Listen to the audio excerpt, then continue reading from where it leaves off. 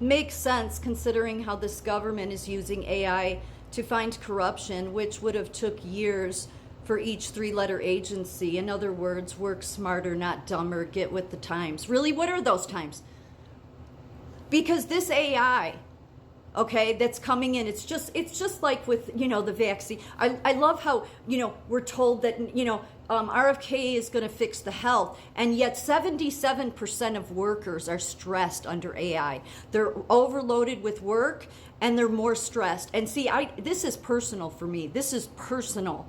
I remember being, oh God, it was so long ago, being in Rush Hospital in Chicago, and my dad just had his first angioplasty. And he worked for a moving company. He was a dispatcher.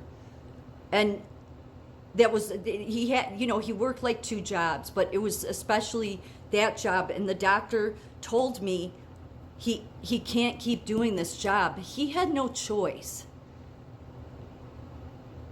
So he developed heart disease because of the stress the place put on him. And yet I've seen that in every job I've gone to. It's the same thing. And now they did a study. 77% of workers have said there's more stress, there's more work.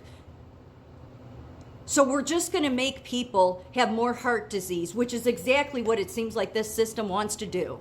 Because what is AI for, really? They're going to bring it in that, it found all this corruption, and so then everybody will accept it, right?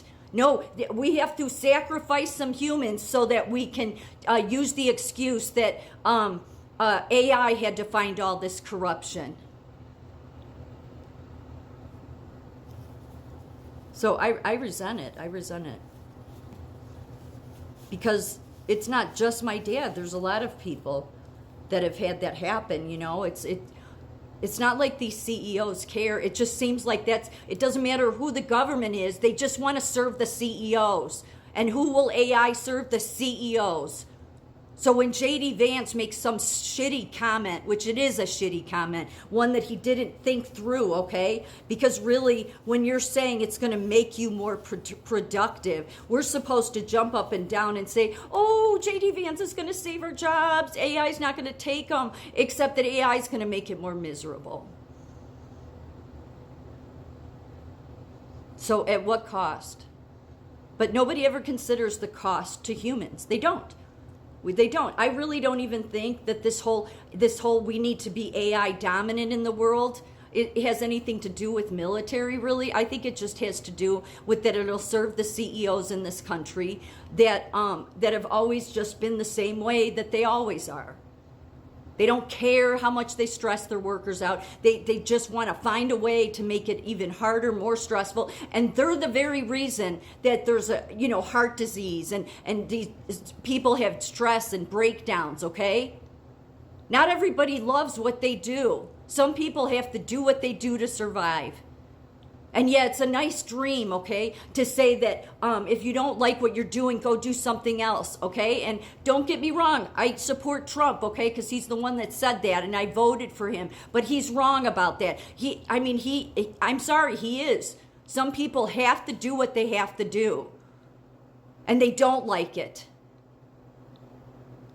So bringing AI in to then be managing human beings is no different than how they kept slaves before. But we're going to say it's so great and get with the times, right? Yeah. While we tell everybody, no, we're going to make America healthy again by bringing AI in to every workplace where many people are already overworked and overstressed and aren't valued, aren't respected. It's always putting the CEOs first. It's always putting the people that are wealthy first. It's always putting the machinery first. But God forbid we should ever actually think about putting human beings first.